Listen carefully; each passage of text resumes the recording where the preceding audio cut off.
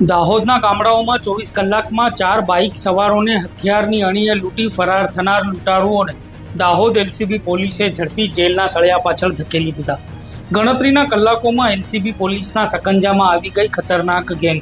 હથિયારો સાથે 6 આરોપીઓ ઝડપાયા અને 5 લાખથી વધુનો મુદ્દામાલ જપ્ત કરવામાં આવ્યો.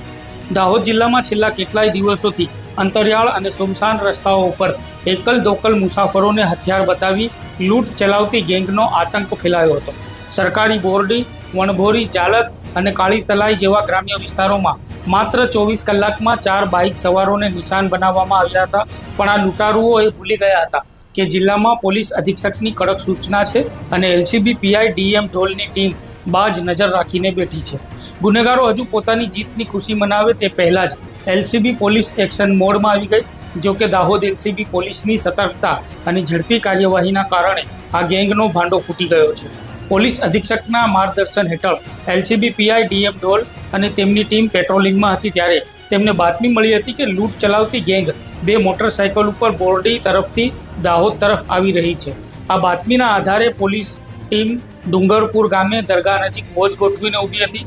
થોડા સમય બાદ બાતમી મુજબની મોટરસાયકલો દેખાતા પોલીસે તેમને રોકવાનો ઇશારો કર્યો હતો, પરંતુ આરોપીઓએ ભાગવાનો પ્રયાસ કર્યો હતો. જ્યારે પોલીસે વિસ્તારને ચુસ્ત કોર્ડન રીતે ગોઠવી તમામ 6 આરોપીઓને દબોચી લીધા હતા અને તેમની પાસે રહેલા હથિયારો, ચાંદીના દાગીના, મોબાઈલ ફોન તેમજ મોટરસાયકલો સહિત કુલ 5,10,820 રૂપિયાનો મુદ્દામાલ જપ્ત કરવામાં આવ્યો હતો. આ પકડાયેલા તમામ પુખ્ત વયના આરોપીઓ સામે કાયદેસરની કાર્યવાહી હાથ ધરવામાં આવી છે. જ્યારે કાયદાના સંઘર્ષમાં આવેલા એક બાળ કિશોરને પણ હસ્તગત કરીને આગળની કાર્યવાહી શરૂ કરવામાં આવી છે. દાહોદ અને કઠવારા પંથકમાં ભયનું વાતાવરણ ઊભું કરનારી આ લૂંટારૂ ગેંગ હવે પોલીસના સકંજામાં છે. એલસીબીની આ સફળ કામગીરીથી અનેક ઉકેલાયેલા લૂંટના ગુનાઓનો ભેદ પણ ઉકેલાયો છે. લૂંટના 4 બનાવો પાછળ ગુનેગારોની એક ચોક્કસ ભૌગોલિક વ્યૂહરચના હોવાની પ્રબળ આશંકા સેવાઈ રહી છે. આ તમામ ઘટના સ્થળો ભૌગોલિક દ્રષ્ટિએ પાડોશી રાજ્ય મધ્યપ્રદેશની બોર્ડરથી બિલકુલ નજીક આવેલા છે. આંતરરાજ્ય કનેક્ટિવિટી ધરાવતા આ હાઈવે માર્ગો અને શોર્ટકટ રસ્તાઓની સ્થાનિક કે સરહદ પારની લૂંટારૂ ગેંગ ખૂબ સારી રીતે વાકેફ છે. બદમાશો માટે આ રૂટ પલાયન થવાનો સૌથી સેફ ઝોન સાબિત થઈ રહ્યો છે, કારણ કે હાઈવે પર ફિલ્મી ઢબે આતંક મચાવી લૂંટ ચલાવ્યા બાદ ગણતરીના સમયમાં જ તેઓ ગુજરાતની હદ વટાવી મધ્યપ્રદેશની સરહદમાં પ્રવેશી જાય છે. દાહોદ જિલ્લાના દાહોદ રૂરલ અને કતવારા પોસ્ટમાં 13 તારીખના દિવસે ફરિયાદ દાખલ થઈ હતી. વિવિધ ફરિયાદો દાખલ થઈ હતી. ફરિયાદ હકીકત એ પ્રકારની હતી કે અલગ અલગ ઈસમો, અલગ અલગ લોકો દાહોદના કે જે કતવારા અને રૂરલ વિસ્તારની અંદર બાઇક લઈને જતા હોય, ખાસ કરીને પરિવાર સાથે, એ પ્રકારના ઈસમોને 2 બાઇક ઉપર અજાણ્યા 5 અથવા 6 ઈસમો આવે અલગ અલગ રીતે. એ લોકો આવી એમને રોકીને ચપ્પુ બતાવી કે છરો બતાવી એમનો જીવ જોખમમાં મૂકી, એમને જીવનું ભયમાં મૂકી અને એમની પાસેથી જે પહેરેલા ભોરિયા હોય કે અન્ય વસ્તુ હોય એ કઢાવી લેવાની ઘટનાઓ ઘટી હતી. આ અંતર્ગત 13 તારીખે આવા 4 બનાવોની ફરિયાદ દાખલ થઈ હતી. આ ફરિયાદ અન્વયે તાત્કાલિક દાહોદ પોલીસ અધિક્ષક સાહેબના માર્ગદર્શનમાં લોકલ ક્રાઇમ બ્રાન્ચની ટીમ દ્વારા પેટ્રોલિંગ અને ડિટેક્શન માટેના પ્રયત્નો હાથ ધર્યા હતા.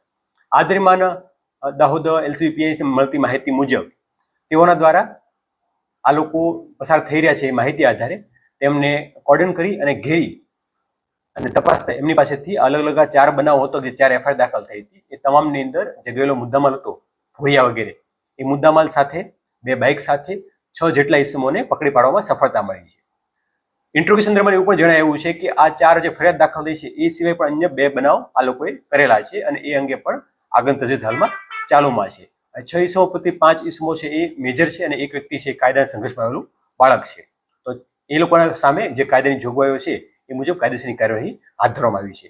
આમ ગણતરીના કલાકોની અંદર જે અલગ અલગ જગ્યાએ બાઇક ઉપર આવી અને લોકોને આંતરીને પૈસા કે ભોરિયા કઢાવીને જે ઘટનાઓ ઘટી હતી, એક આ ક્રાઇમ કરતી ગેંગને પકડી પાડવામાં દાહોદ ક્રાઇમ બ્રાન્ચને સફળતા મળી છે. સર, આમાં કેટલો મુદ્દામાલ ગયો હતો, કેટલો મુદ્દામાલ ટોટલ જે બનાવવામાં ગયા હતો એમાંથી 2,33,000 રૂપિયાના ટોટલ જે ભોરિયા હતા એ રિકવર થઈ ગયા છે અને બાકીની થોડી પ્રોસેસ છે હાલમાં ચાલુમાં છે. ઓલમોસ્ટ મુદ્દાઓ રિકવર થઈ ગયો છે. સર, આમના સિવાય અન્ય કોઈ લોકો સામેલ છે? આ ટોટલ 6 લોકો હતા કે જે 2 બાઇક ઉપર આવતા હતા, બરાબર, અને એમાં 5 મેજર લોકો અને 1 માઇનોર, એ 6 લોકો છે ગિરફ્તાર આવી ગયા છે અને સંપૂર્ણપણે રિકવરી પર થઈ ચૂકી છે.